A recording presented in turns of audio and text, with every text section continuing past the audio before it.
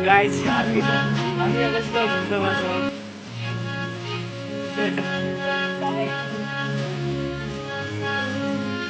यो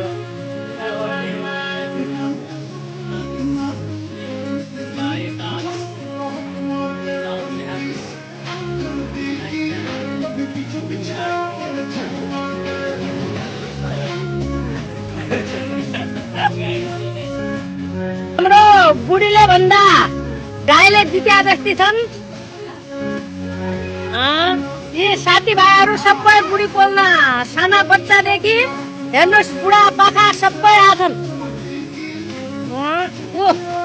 हाम्रो एकदम पुरानो रीतिरिवाज हामी छोड्दैनौँ। सकभरसँग साना बच्चाहरूले पनि पछि गएर यो हाम्रो यस्तो चलन थियो, यस्तो गर्नुपर्छ है। गाई गोरु नपाले नि बुढी त पोल्लान्, फेरि बुढी भनेर आमा बुवालाई पोल्ने होइन नि त। फेरि हिजो बनाएको बुढी पुतिना बुढीलाई पोलिँदैछ हाम्रो। ल बनाए केटाहरू थुई बुढी थुई थुई काँक्रो खाँदा थुक्दैन है। थुई थुई बुढी थुई थुई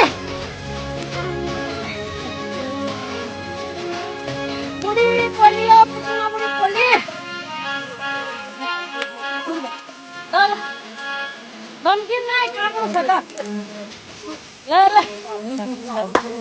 ल ल पट्टी आज त्यो बुढी पटाउन पट्काउँदा ल ल ल काँक्रो छ उत पार कटौरामा टाँक्रो ल्या। ल थुई थुई बुढी थुई थुई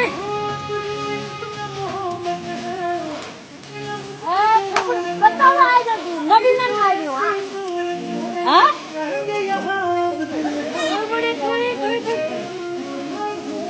ल त्यो आज गाई जित्यो बुढीले हारे रहेछ।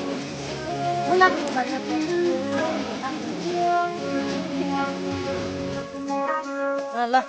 छोरा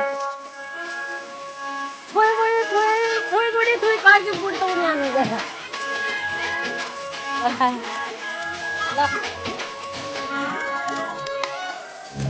हाम्रो चलन यो हो। थुई बुढी थुई थुई बुढी थुई तिलाई दुध चुसाउनु भनेर मार्नु भनेर गएको तिमीलाई आज हामीले पोलिदियो। द्वापर युगमा कृष्ण र गोकुल अनि गाई गोरु र पुतना बुढीसँग सम्बन्धित कहानी हो। गाई यो हाम्रो सुदूरपश्चिममा धेरै ठाउँमा यो मनाइन्छ। आजको दिनमा धेरै रमाइलोको साथ देउडा भजन जे पनि गर्छौँ।